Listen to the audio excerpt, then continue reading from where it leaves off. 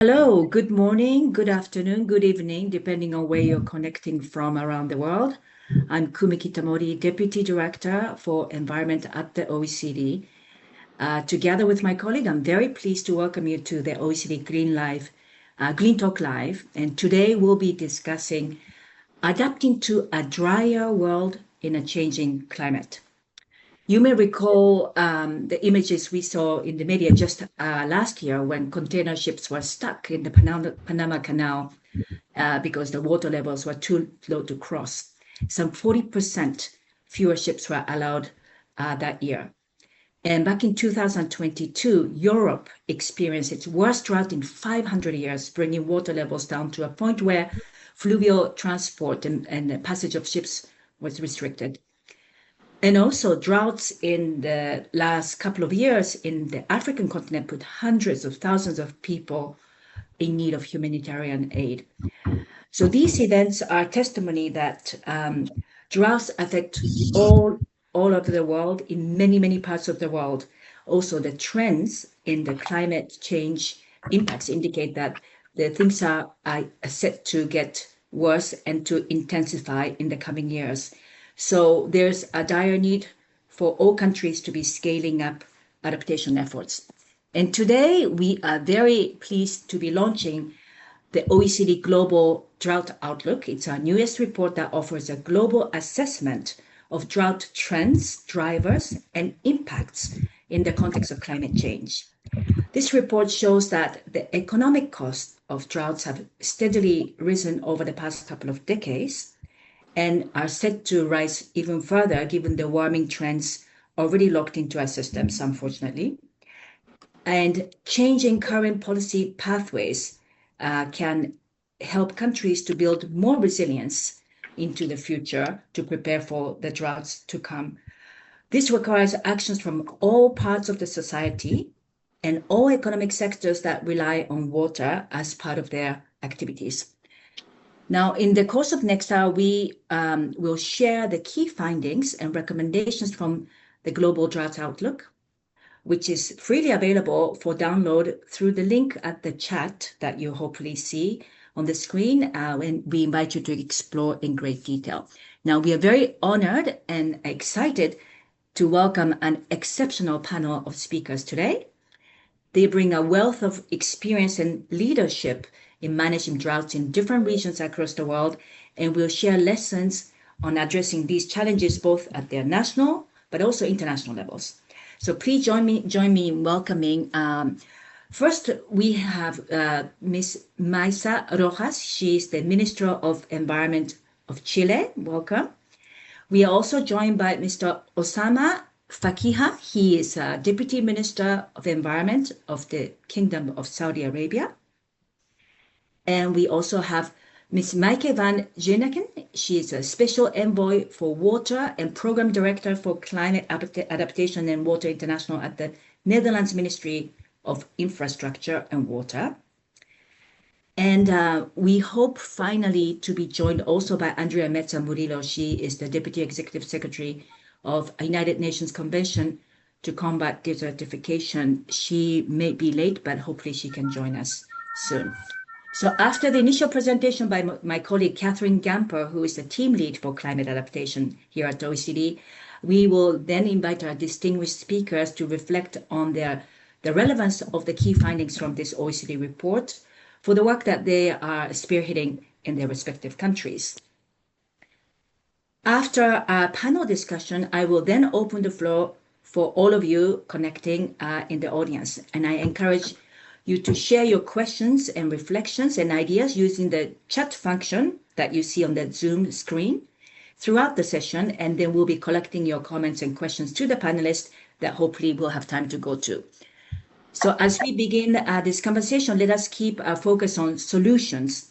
The choices and efforts that we make today will determine our ability to reduce droughts impacts and safeguard our communities and ecosystems and economies in the unfortunately warming world. So thanks for being with us. And without further ado, let me now pass the floor to Catherine Gamper to present the key findings from the OECD Drought Outlook. Over to you. Thank you very much, Kumi. I am sharing my screen with you. I hope you all see it. Can you quickly confirm, Kumi? You might put into presentation mode. Yes, that's working now. Okay, Perfect. Please go ahead. Okay. Thank you very much. And please feel free to interrupt me while I present, because I only see the slides in front of me. What you will see when you look into the report that Kumi has just mentioned is a global assessment and a global look at how droughts are changing, how their drivers are changing, and how we project future droughts to develop, especially looking at an angle of climate change. We're the team that works on climate change adaptation, so we are particularly interested in just how climate change is shaping these risks that are determined by the climate. You will also find an in-depth study on the economic costs observed until today and an outlook on the future, as well as an exploration into solutions, as Kumi has just mentioned. So in the short presentation today, let me give you a few highlights of the results that you will find in the report. So if you look at the evolution of global land area that is affected by drought since 1900, you will actually see that the global land area affected by drought has doubled. And by looking at that land area, we actually exclude land that is already deserted, so all the deserted areas of our globe, which makes this share be even more important. Unfortunately, no region is spared from drought risk. And this is why we as the OECD also wanted to take a look at it and also bring that message across. While we traditionally perhaps have a few particular regions in mind in the world that have been historically affected by droughts, if you look at this map today, it shows you that both average droughts, but especially extreme droughts, and you can see how we define them in the report in more particular, have actually affected areas and regions across the world. And the ones that are gray areas here, that are either desertic areas or are our northern areas that are not affected and not counted as part of the land area affected by droughts.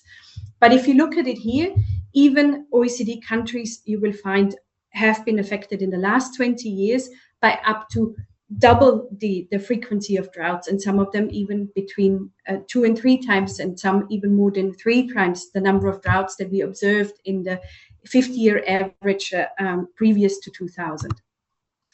And more particular here, we've plotted OECD countries in showing just how their soil moisture levels have changed in the last 40 years. And you will see that there's only just a few countries that see significantly wetter soil moisture recorded over that period, but the great majority is actually affected negatively and has become much drier over the last 40 years. And there's some particular countries for which this rate is 60% and above, such as you see here, South Korea, Lithuania, and Mexico, but also Colombia, for example. And another impact that we worry about when we look at droughts is actually groundwater levels, freshwater availability that is heavily affected by droughts, both for evaporation rates, but also obviously in combination with other climate factors that I will get into. And again, there's a zero missing in the headline, but if you look at it, since 2000, global groundwater levels have declined by 62% globally.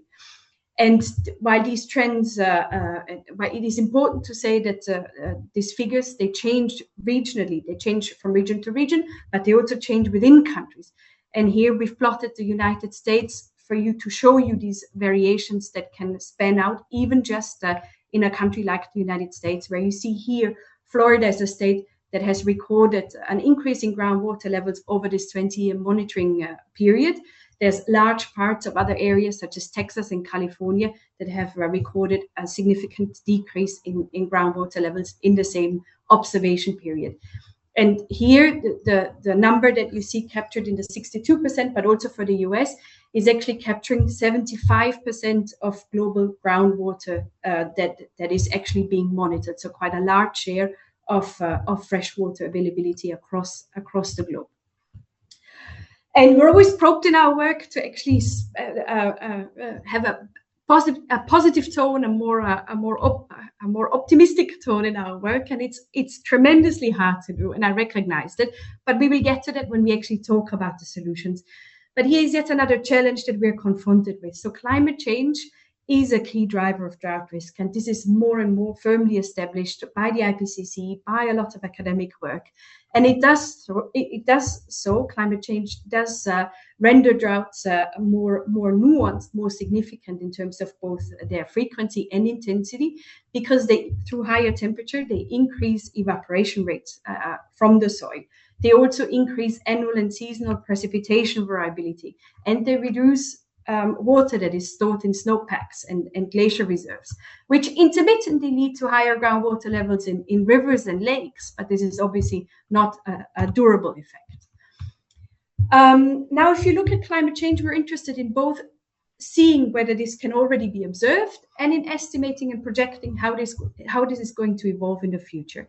And here you see a map on the observed effects, and I took out one of these indicators we're looking at from our report, that is the annual average number of actual events. So this is not the intensity, this is simply the frequency that we're looking at here.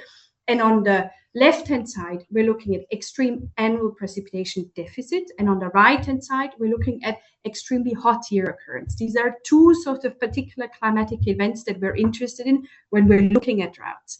And if you plot those two over the last 20 years compared to their average in the previous 5 decades, annual average in the previous 5 decades, you see that we are actually having a heavy increase in extremely hot year occurrences across the globe. Again, there's barely any country that is spared from this trend, and this is a strong driver of drought frequency and drought intensity. As we look into the future, and here we're taking a moderate emissions scenario. As you know, there's extreme scenarios that we could take here too, but for reference, we're looking at a moderate emissions development pathway here. And if you look at it, by the end, we're plotting the mid-century and the end of the century. And if you look at the mid-century results, you actually see that soil moisture is projected to become drier under this emissions pathway by mid-century, and the tendency is looking to increase by the end of the century. And again, we're looking at a lot of the regions of the world that are being heavily impacted. And again, the baseline comparison here is the pre-industrial levels as all the emissions pathways that we're looking at. But of course, climate isn't the only story that can explain just why drought risk is becoming so much more predominant across the globe. It's also the way humans use the land and abstract water that has a key impact on the development of drought risk. Because as more water is abstracted from the land, very much independent of precipitation or of precipitation trends or dry periods, it actually decreases the quality of the soil to contain water, but also to give us other services, such as sequestering carbon, for example.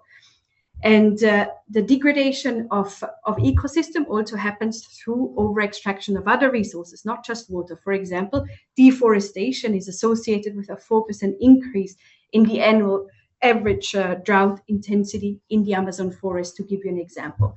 But there's also other interconnected risks in ecosystem harm that we're doing through human activities. As pollution levels go up, for example, in waters, that also has a rendering on water quality and in the end, freshwater availability that is there for us to abstract. And another overlooked factor is the intercorrelation between droughts and other climate extreme events, such as, for example, wildfires that obviously increase as drought periods increase and as temperatures increase as well. But also, this is a bit less intuitive perhaps, the occurrence of flash floods. We can see that in the last couple of decades, a fourth of the flash floods that we actually recorded occurred shortly after heavy dry periods, which render the soil much less permeable to absorbing the excess water that comes down during flood periods.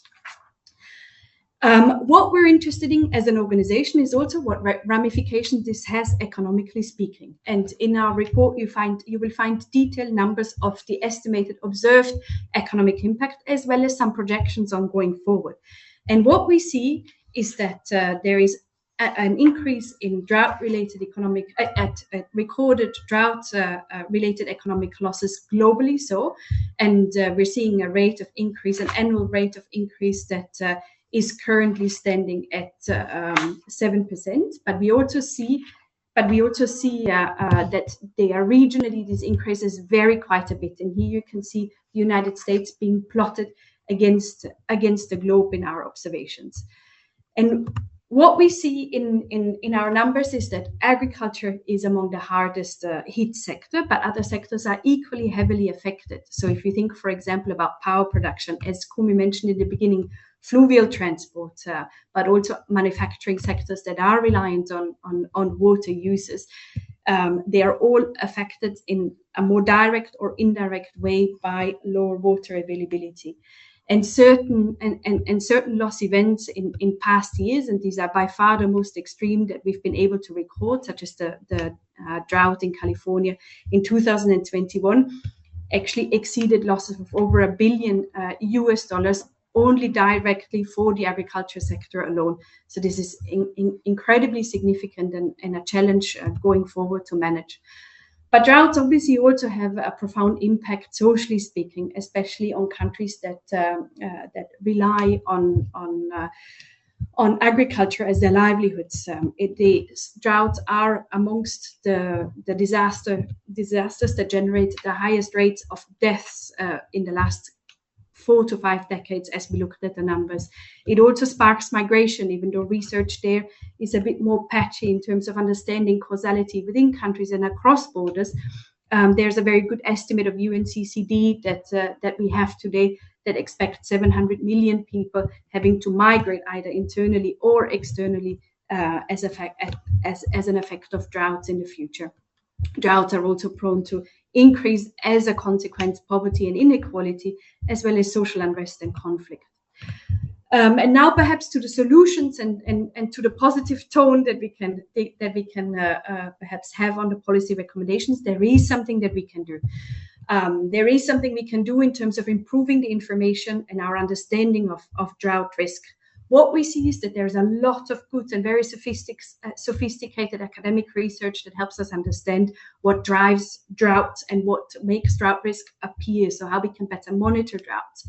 But what we find is that this information needs to be better correlated with information on climate projections so that we can get a better understanding of just how this will evolve in the future.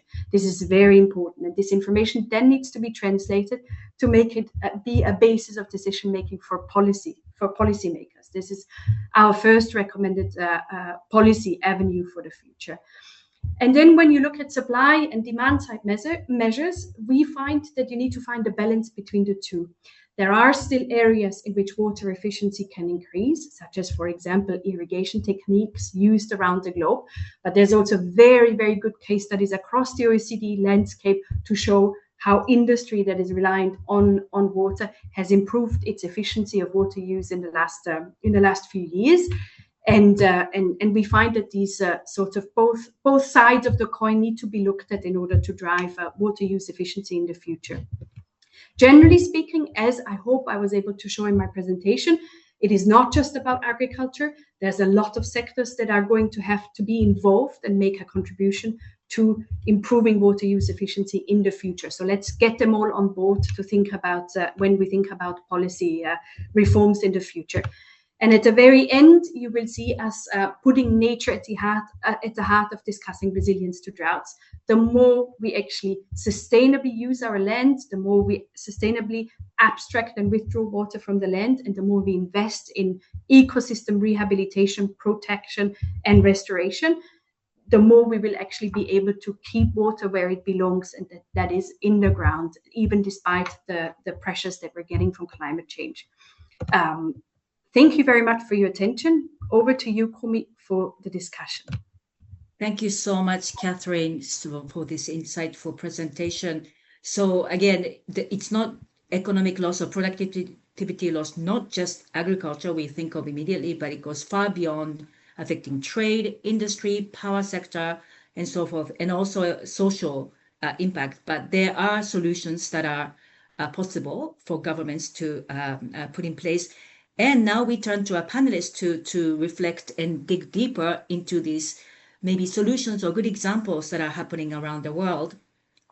So now I'm very pleased to invite our panelists to reflect. And maybe I may turn first to Minister Rojas on Chile. So maybe if I could ask you, Minister Rojas, after experience in more than a decade of mega droughts, how is Chile shifting from emergency response to more preventive approach, focus on adapting to the changing climate in and in your drought management in the country?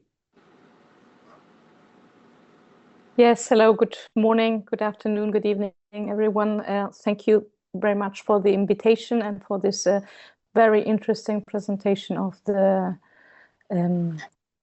drought outlook of the OECD, as always, with loads of data and an interesting analysis. I was very looking at the maps because, as you know, Chile is very narrow, and sometimes the data that we have there or the analysis fall a bit short. So, as you also already mentioned, indeed we have had a mega drought in Chile for a long time, in the part where we have a Mediterranean type of climate, so very much in line with other Mediterranean climates. And but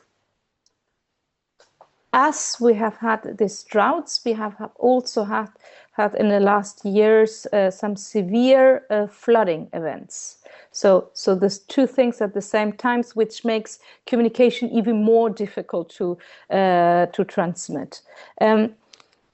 The element I would say that we are doing in this to approach this is through our climate change law. Our climate change law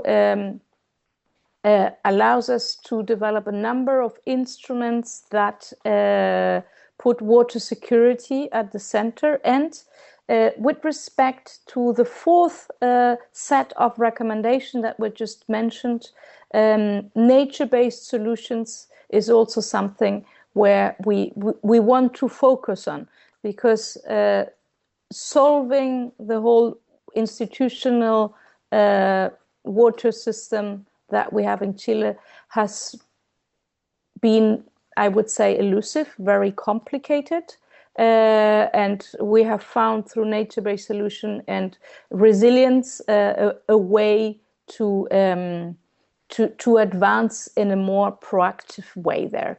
We have a just transition for water program with the World Bank that is helping us to advance in sort of in the medium term resilience, thinking about nature-based solutions. I leave it there, I think.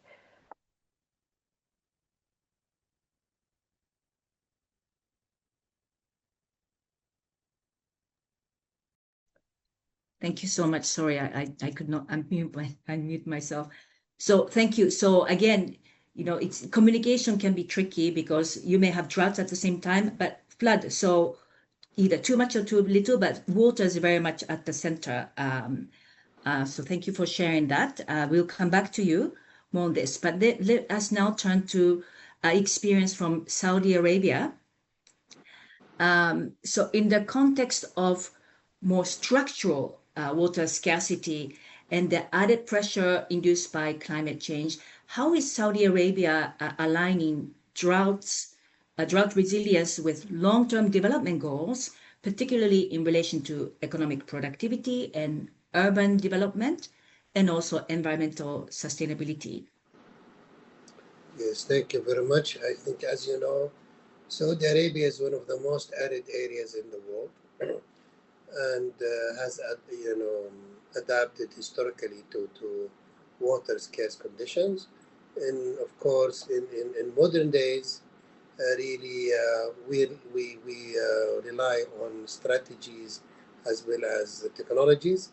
So with the vision, Saudi Arabia Vision 2030, back in 2018, we have adopted the National Water Strategy, which really target maximizing renewable water resources and reducing the use of non-renewable water resources. You know, Saudi Arabia relied a lot on fossil water, which has been there for hundreds of thousands of years due to rainy, geological time frames. So these are stored under the desert sands. There are huge aquifers. Unfortunately, in the few decades, it was not used efficiently and there was an overuse. So really, with the new national water strategy, we aim to really minimize abstraction of non-renewable water resources and maximize the use of renewable water resources. Also, reducing per capita consumption, enhancing water use efficiency by actually maximizing wastewater reuse, maximizing utilization of desalinated water.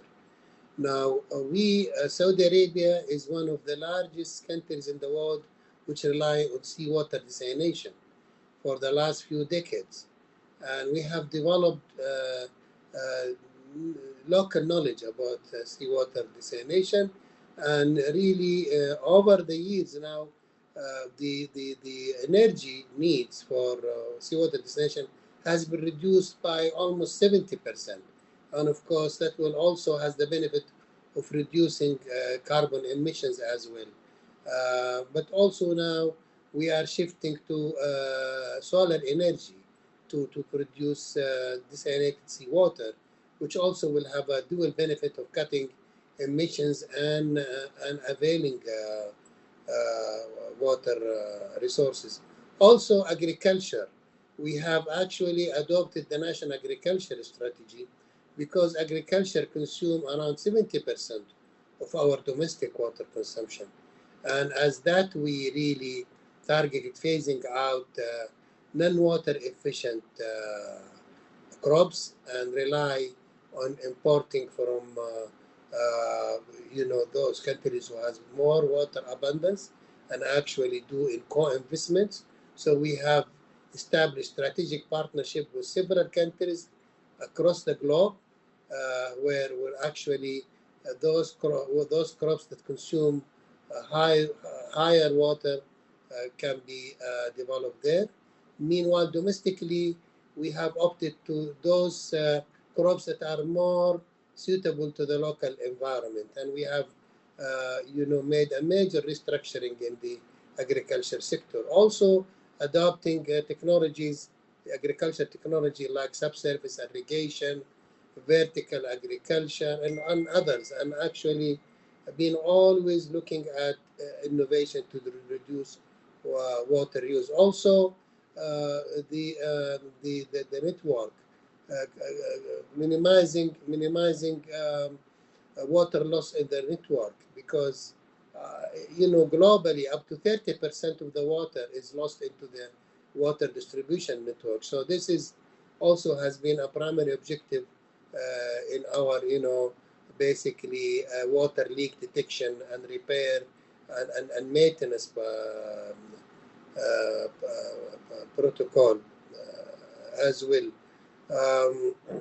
Again, also water can be associated with food loss, because a lot of water goes into the production of food, as you know. So we have adopted the National Food Security Strategy. As you know, globally, around 33% of the food is either wasted or lost. And there is a lot of energy and water and emissions are associated with the food production cycle, as you would know. So in Saudi Arabia, we target cutting food waste and loss by 50%. Now, this will help us in water conservation, but also will help us in economic and energy development. Of course, in urban development, also we have the National Center for Water Efficiency, which promote water efficiency in all developmental activities nationwide. Again, also water harvesting in the areas where there is some precipitation, especially in the mountain areas, using dams. Although we know dams also has an environmental impact on the other side, so we have to really make a balance. Recently, in the last few years, we also adopted cloud seeding technologies, which is not new. It has been around for a few decades, but I think now with the improvement in satellite technologies, in cloud physics, and even now with artificial intelligence, now we are actually seeing noticeable success in the cloud seeding really operations, and we have seen an increase of up to 10% of precipitation rate into the areas where we have actually implemented the program, the cloud seeding program. Well, thank you very much. So there's a lot of practical examples. A lot has been done from consumption efficiency to desalination to what you talked about food waste prevention, in effect, in a way, embedded water that we have in food, to cloud seeding, something very quite cutting edge. So thank you for sharing that with our panel today. And then we'll come back to you in the second round. But let me now turn to the Netherlands. Maaike van Ginneken, she's the water envoy. As water envoy and also spearheading leader, being a leader for adaptation, and coming from a country that's historically shaped by rather excess of water, how is the Netherlands rethinking its climate adaptation to respond to the growing pressure posed by drought? Thanks very much, and let me congratulate OECD on the new publication. A colleague of mine always said, drought is misery in slow motion. It's not always on the news, but it's actually more disaster than some of the floods we see on the news. So very good that this is on the agenda. When you think of the Netherlands, you think about a very wet country and not about drought. We often have too much water.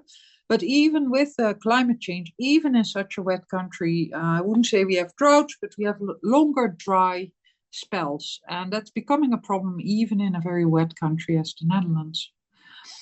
And why is that a problem? It's a problem because of water shortages for users, but probably even more so because of saltwater intrusion. We're a low-lying country, and with rising sea levels, we have more pressure. We need to push that back with enough groundwater and surface water in our area. Otherwise, we get a lot of saltwater intrusion.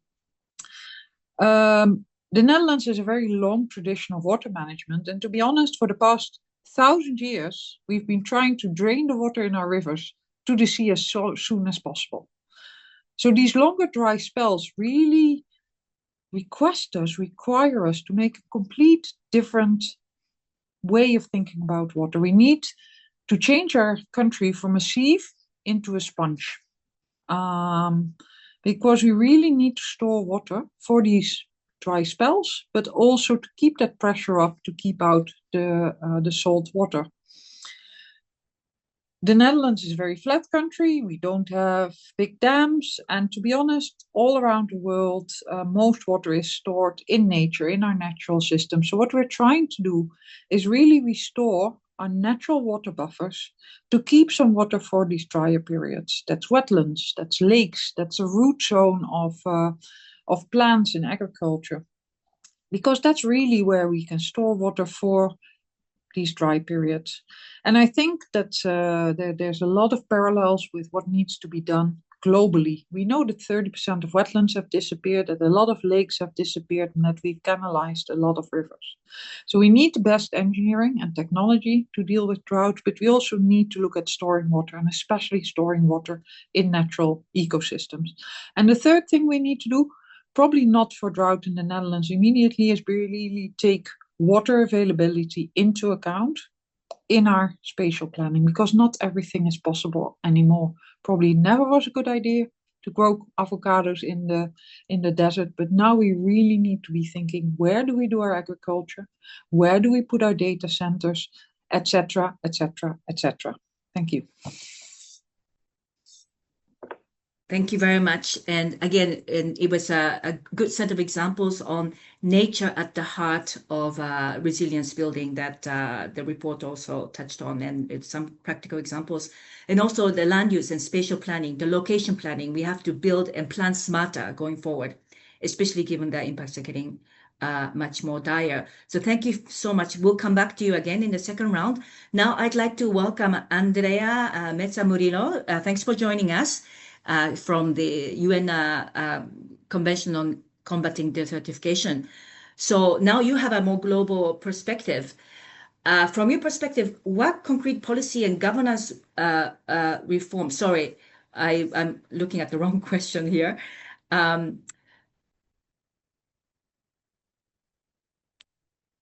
Okay, so Andrea, please bear with me. Yes, here I got the right question for you now. So again, you have a global overview. So in many regions, drought is no longer a seasonal impact or hazard, but becoming more chronic driver for poverty and displacement of people, etc. So how should the global agenda evolve to address drought as a more of a systematic climate risk that links land degradation, food insecurity, and maybe even climate justice across the borders internationally? Thank you. And well, today we are in the International Observance of Desertification and Drought Day. I'm here in Bogota, in Colombia, who is hosting the celebration of DDD, and we're very grateful with the government of Colombia. But as well, it's really to congratulate OECD for launching this report, this Drought Outlook today. We're really thankful for doing this, because what we need is to give more visibility in the international context, in the international arena, to the conversation around drought. Drought resilience needs to become a political priority. Drought resilience needs to become more central in the global agenda. We need to hear more ministers, and I'm so thankful. It's great always to see Minister Maiza here talking about drought. We need more ministers that are talking about drought. We have Dr. Osama, the deputy minister from KSA, from the Kingdom of Saudi Arabia, our presidency, who is also a champion in giving this centrality. It's very important to understand, and I think that from a technical perspective, everybody is clear about this systemic and interconnected nature of drought risk. But not all the decision makers are so clear about this interconnected nature on one hand, and the disruptive effects that it has in our communities, in our productive systems, we all depend, right, in building this drought resilience. And how to do this, I think that, and the previous speakers were very clear on how to build this drought resilience. Sometimes, yes, a lot of hard technology, but nature plays a central role, absolutely. And to understand this nexus between land, water, nature, climate is clear. And managing land in proper ways, and I totally agree with the previous speaker on this aspect, on spatial planning as a central element in this conversation, on bringing nature as part of the solution. Sometimes it's the most cost-effective solution. So how do we work more to give more priority to drought resilience? I think that generating good information, and this is why the OECD report is so important. What are the good policies we need to put in place? How can we work together more and cooperate more? We need more international cooperation.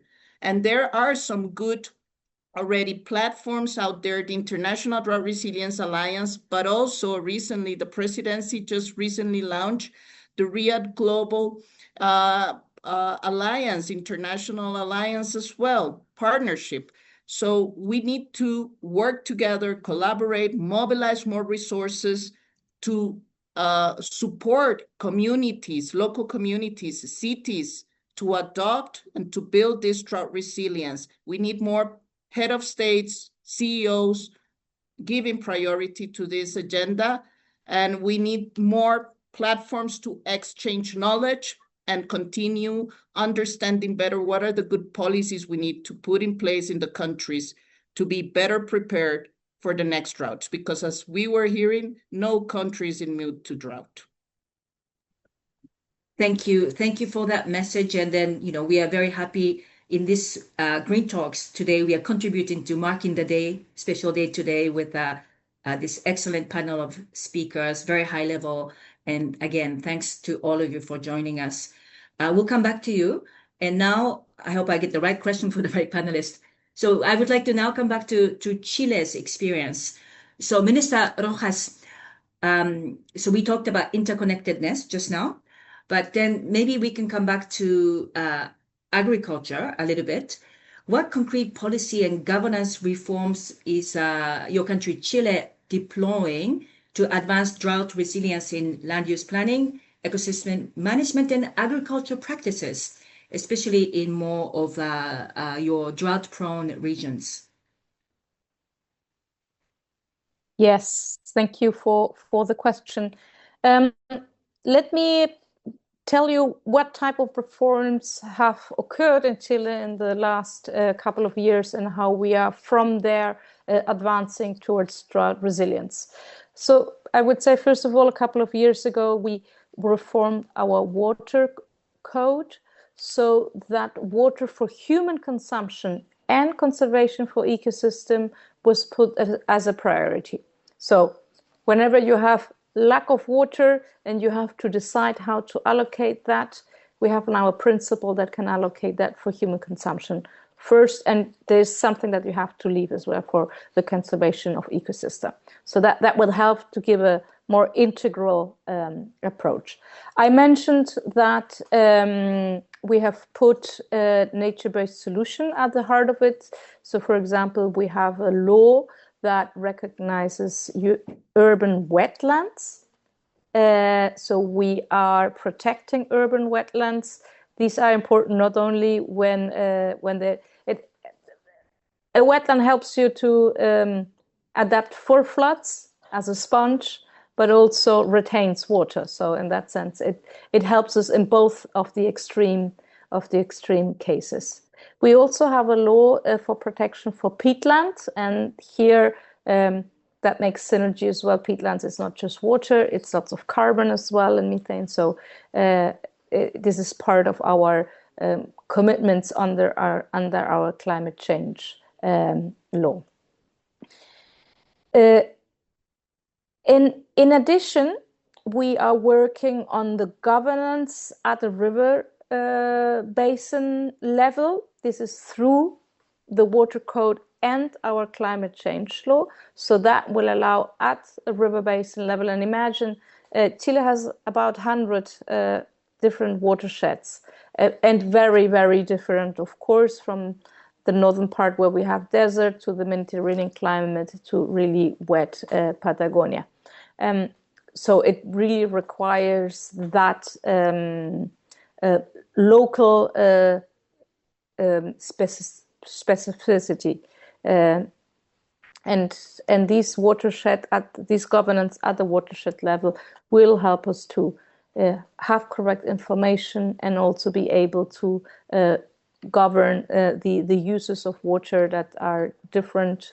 The demand is different, the supply side is different for those in specifically. In addition, we have talked about a lot about availability of water, but also quality is, of course, very important. And in that sense, we have secondary regulations for specific watersheds. And here we have prioritized watersheds that are very important for agriculture, for example, or for human consumption. And this is an instrument that allows us to harmonize the different uses so that the different uses allow that watershed has the right amount of quantity and quality to so that all the provisions needed in that specific watershed are provided for. All of this is part of a just transition strategy. We have somehow expanded the view of what the just transition means, in the sense that, of course, it has a lot to do with our decarbonization plan, also part of our climate change law. But in the case of water being the lack and sometimes the excess of water, one of the biggest impacts of climate change, it also will require that spatial planning, that land planning, considering also the future. In many parts, water depends also on glaciers in the case of Chile, and this has to be done in a just way with the principles of human consumption first and other industrial consumptions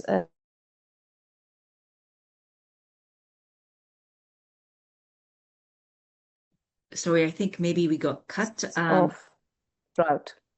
Okay, thank you. We lost you at towards a few seconds for the at the end, but thank you very much.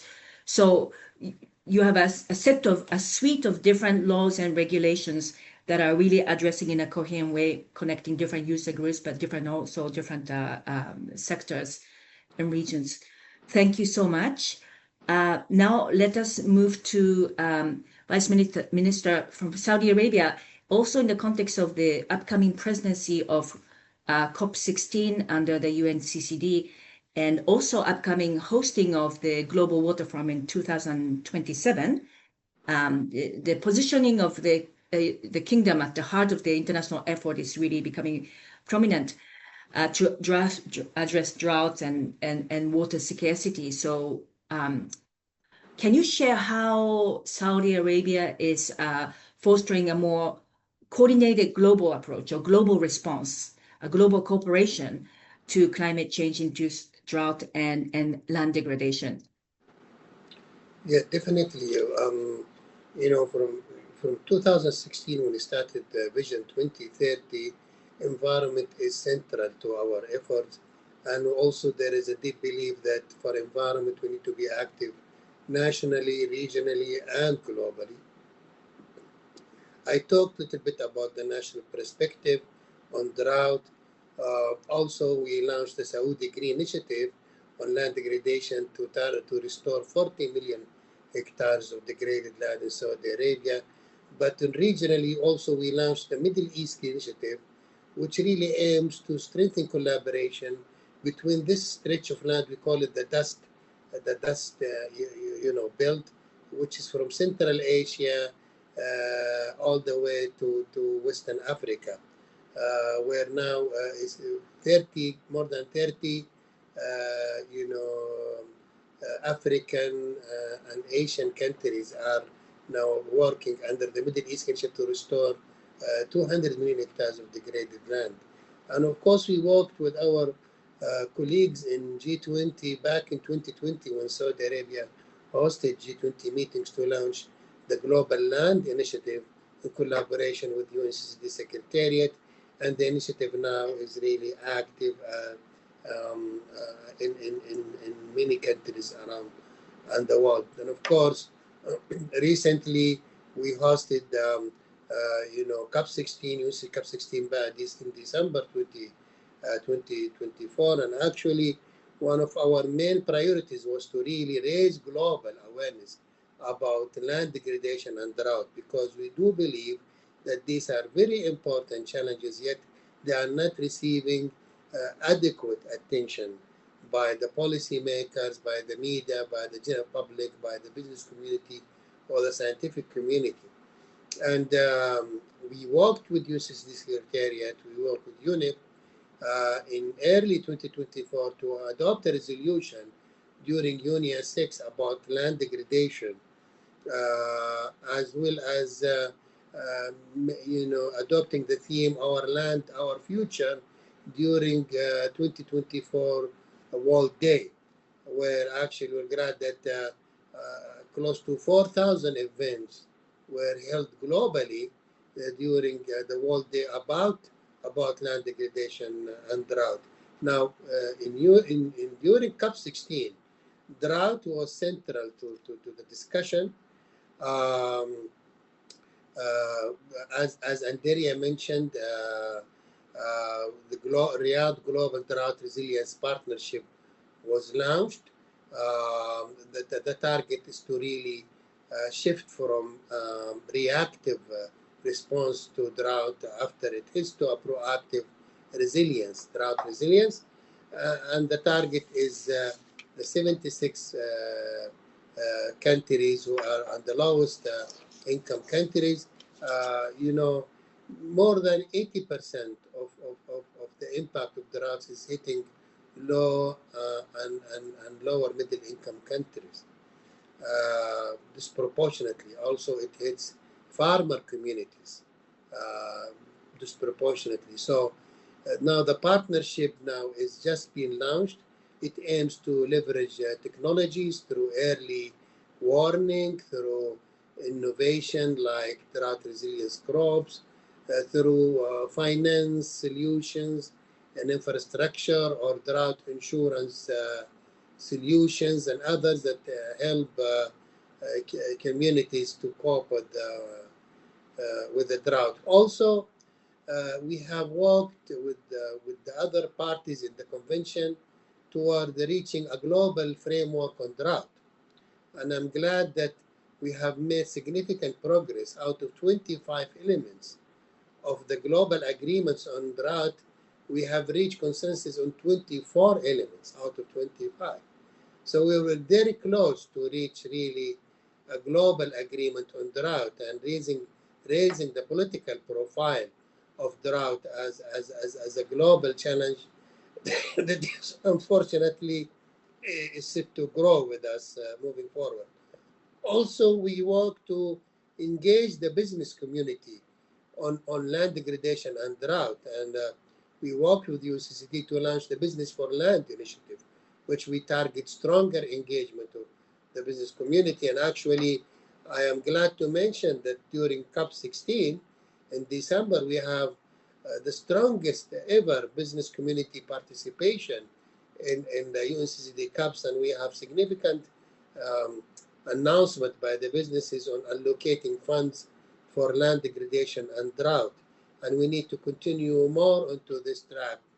Also, indigenous people were a primary focus during COP16, where we actually very glad that together with other parties succeeded in passing a historical decision on the role of indigenous people on combating land degradation and drought. Again, indigenous people are disproportionately impacted by climate change, by land degradation and drought, although they are the guardian of the majority of Earth natural, capital. Again, and I think I can go on. I think there was more than 30 decisions that were done. I think Riyadh Action Agenda was also launched, where we actually moving from ambition to action, where almost 40 initiatives were allowed because, we have announced targets and we have mechanisms. What we are lacking is implementation on the ground. And through engaging the business community, non-government actors, financial institutions, and all relevant stakeholders. So I believe the COP16 was a success, but it's only a beginning, and we have a long journey, and we are looking forward to. Actually, this morning I was in a panel discussion organized by the upcoming presidency of COP30 Brazil on the synergies between the three Rio conventions, and we had a very interesting and informative discussion on the important synergies between this convention and the huge benefits we can achieve by really realizing those synergies and moving forward with these integrated approaches between the three conventions and other objectives. Thank you so much. So really, Saudi Arabia has been spearheading, bringing different interested parties, countries together, but different stakeholders groups together to raising the profile of drought and land degradation. So I think there's a lot more to happen. If you allow me one more point, which is we announced the launch of the Global Water Organization in COP28 in Dubai. And now we are very glad, and we also held the water summit, the One Water Summit with the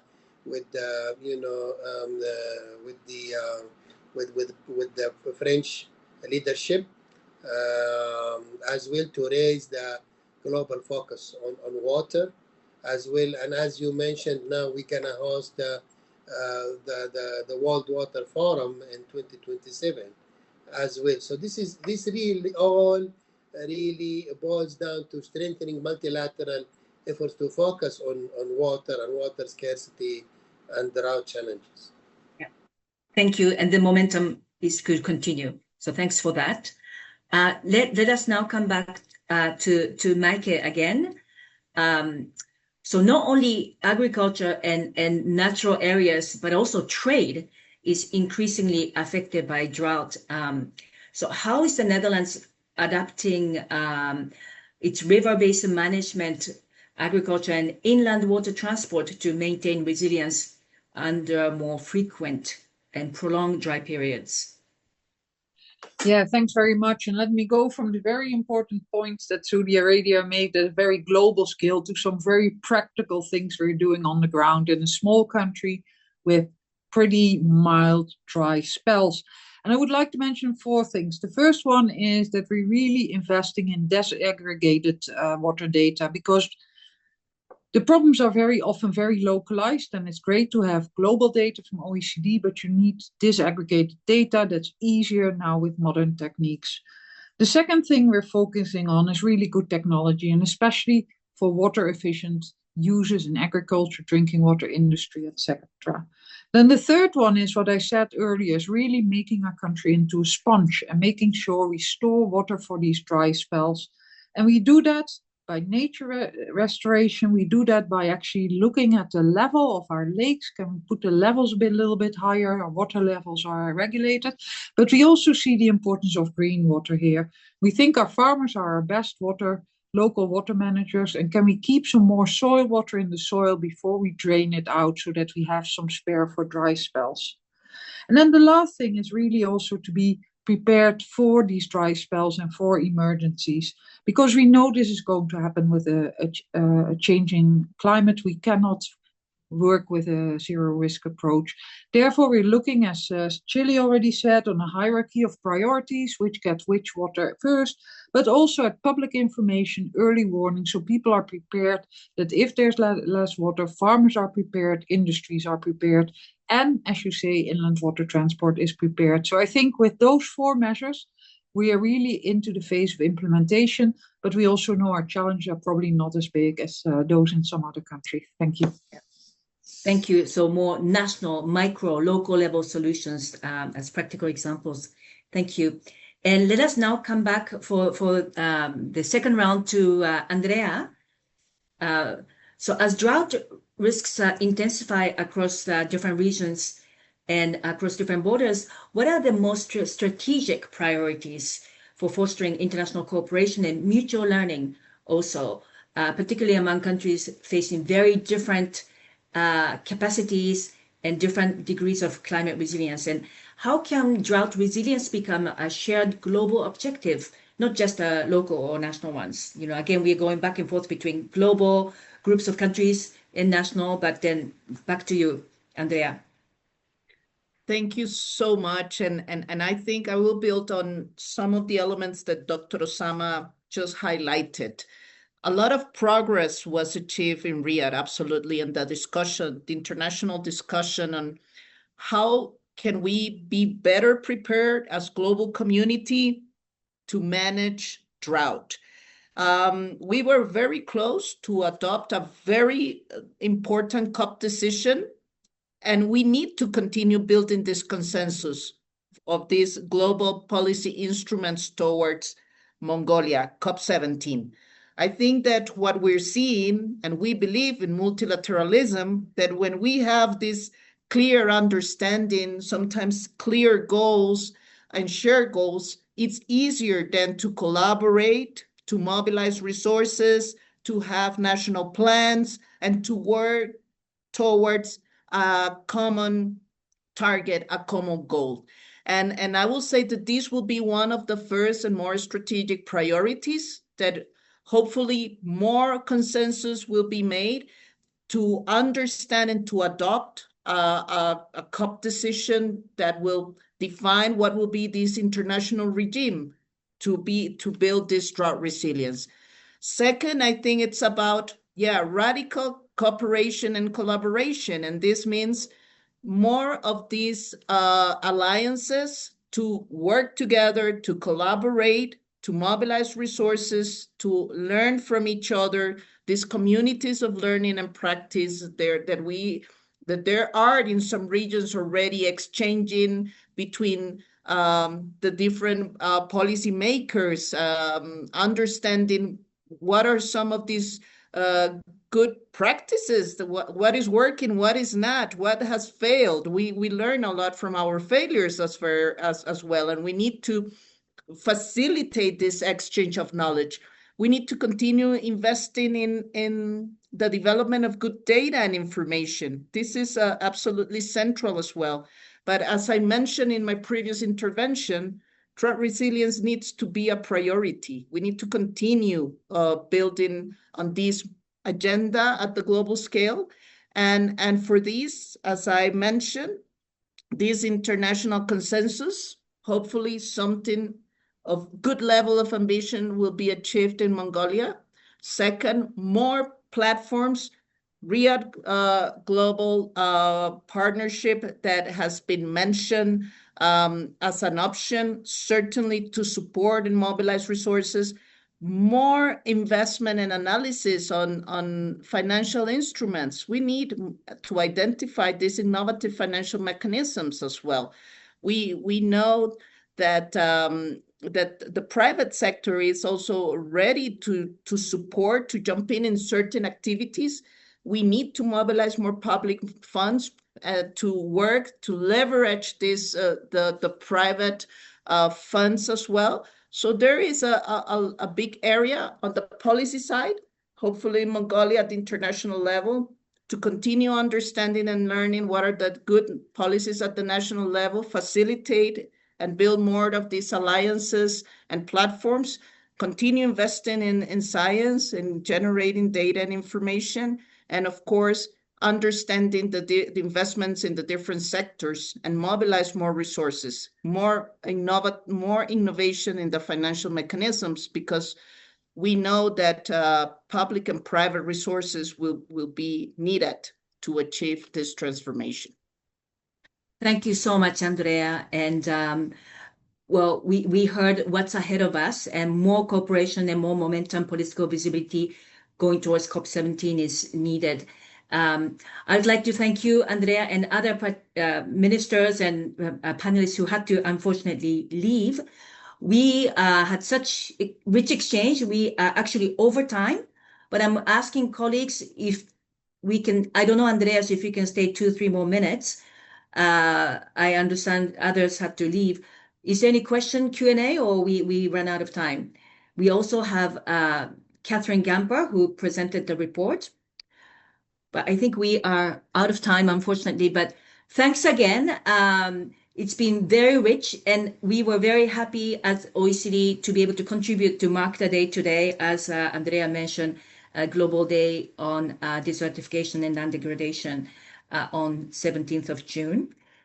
And then again, thank you for all of you who joined us today. We had over 120-30 at the peak of participants online from different parts of the world. And please don't forget to check out the report itself, which was shared in the chat.